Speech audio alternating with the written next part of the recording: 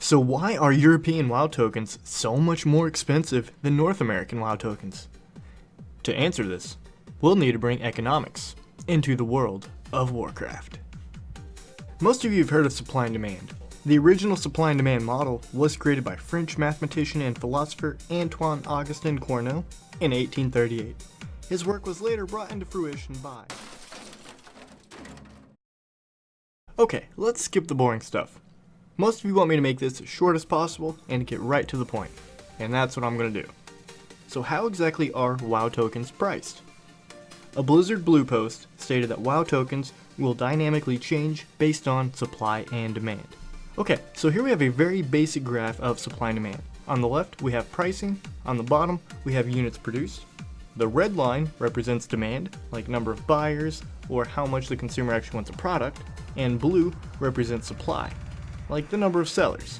There are many shifters that affect the supply curve and the demand curve, but due to simplicity's sake, and to not bore you, we're going to go over just the biggest influencer, and that is income. Income affects the WoW token pricing the most. Let me explain why. The average household income in North America is $41,046, or 38,816 euros. The WoW token price, as of April 18th, is 99,276 gold. Now in Europe, the average income is $19,647, or 18,096 euros. And their WoW token price is at 189,514 gold. Notice how the lower the income goes, the higher the cost of WoW tokens go. Just to prove this point even more, let's take a look at China. Now guys in Europe, if you think your WoW token prices are expensive, just wait a second. The average household income in China is $9,724, or 9,129 euros. Guess just how much these guys have to spend on WoW tokens. 324,271 gold. So why does income have such a big impact on WoW token pricing?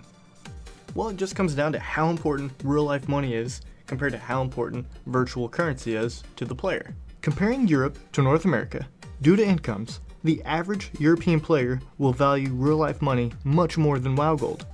So the player is much less inclined to buy a WoW token with real-life money, while also wanting to buy WoW tokens with gold to save real-life money. This leads to Europe having many buyers and having fewer sellers. So this will cause a big shift in both supply and demand, ultimately raising the gold prices for WoW tokens.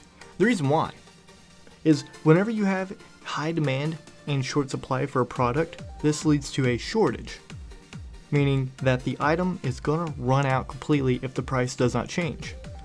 So due to the algorithm that Blizzard uses, which follows supply and demand rules, the price will be raised so that the item does not run out of stock.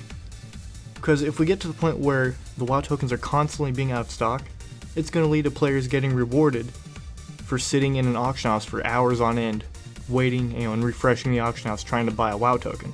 Or encouraging people to bot to, buy a WoW token as soon as it pops up in an auction house.